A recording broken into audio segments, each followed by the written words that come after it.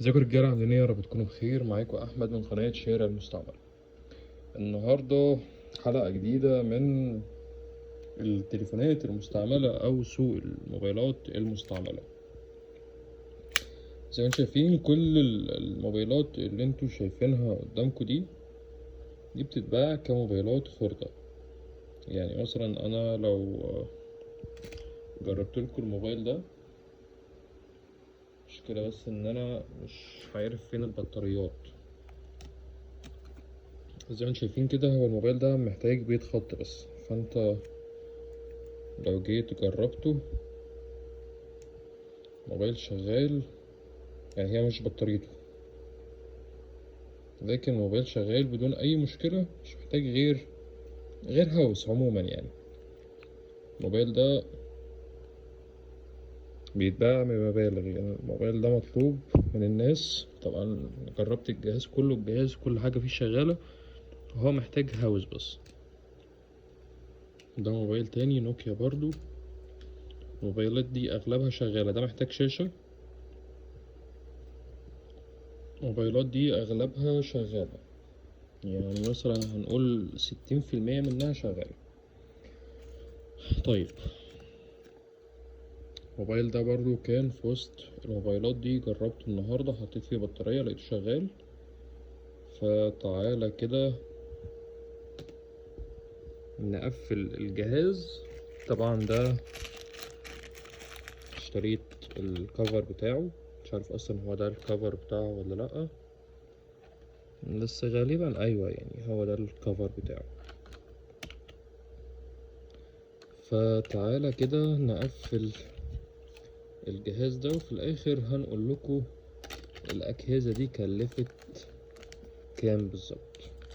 يعني هو مبلغ بالمقارنة، لو انت طبعا هتشتري موبايل جديد حاليا في السوق، فصدقني موبايلات اللي قدامكم دي ارخص كتير. يعني كل الحاجات اللي قدامكم دي الواحد ب40 جنيه من الموبايلات دي. يعني انا جايب الموبايل ده محتاج شاشة بس، شاشة وظهر. انا جايب طبعا شغال كل حاجة، نزلت عليه واتساب. طبعا الشاشة يعني هي عايزة تتغير، بس هي شغالة على كده كويس.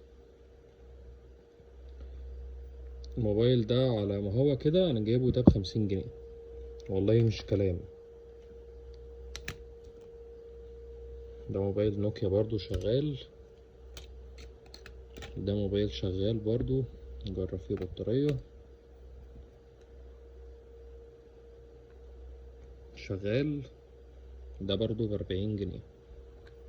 ده موبايل محتاج شاشة، نفس الكلام، ب40 جنيه.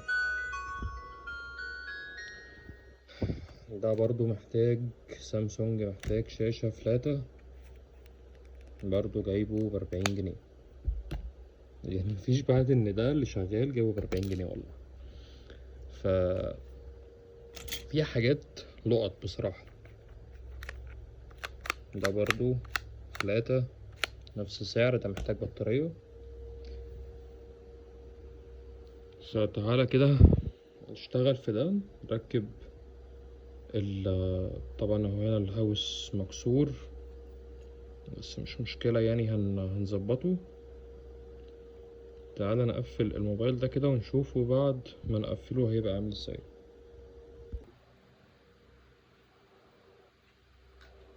نجيب الجهاز،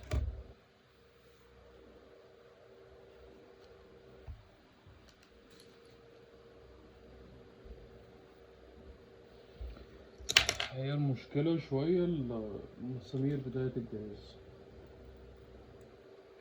عشان طبعا ده ما بيركبلوش أي مسامير.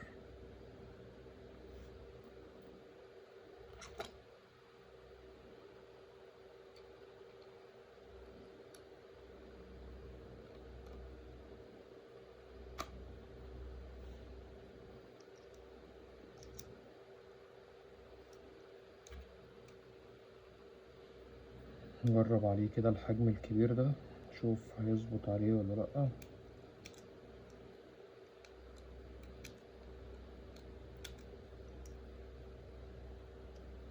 مشكلة أصلا إن سلاح المفك اللي هو خاص بالمسامير بتاعة النوكيا تقريبا كده تاه مني.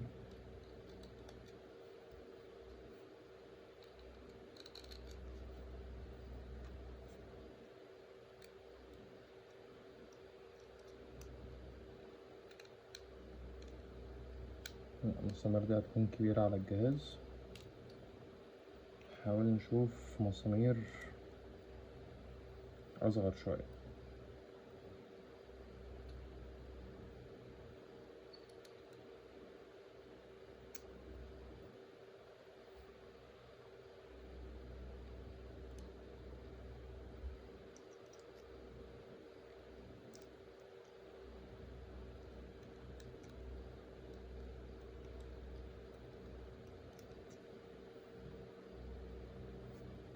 المشكلة حرفيا في الأجهزة دي الحوارات بتاعتها.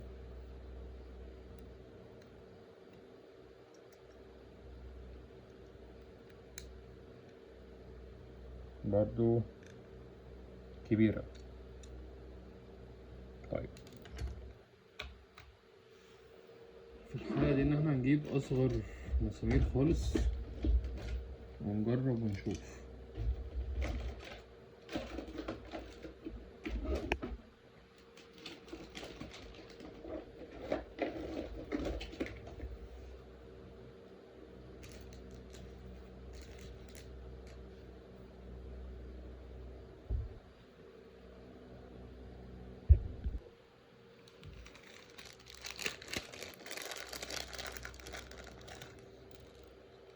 طيب دي أصغر مسامير موجودة.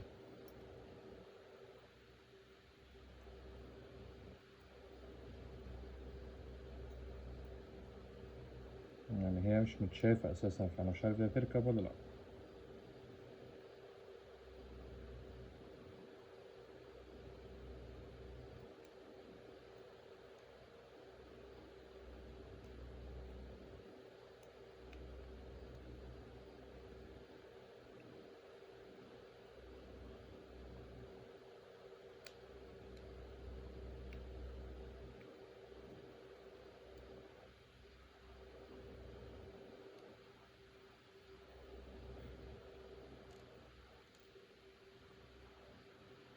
والله هي ركبت، بس أنا برضو مش واثق فيها.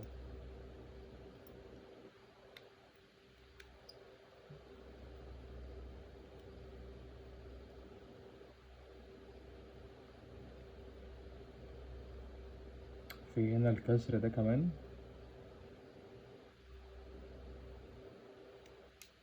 طيب زي ما قلتلكوا المسمار اللي أنا ركبته فوق ده وقع، فخلينا نفك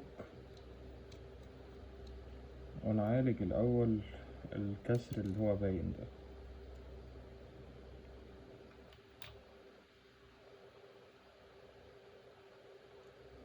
زي ما انتوا شايفين كده ده الكسر.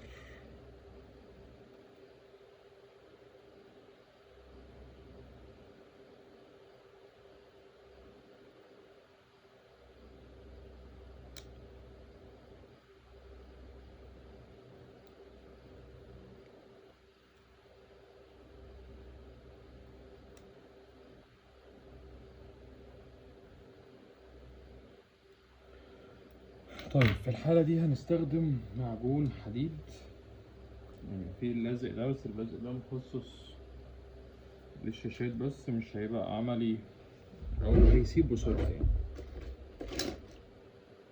فخلينا نستخدم معجون حديد أحسن وهيكون أضمن.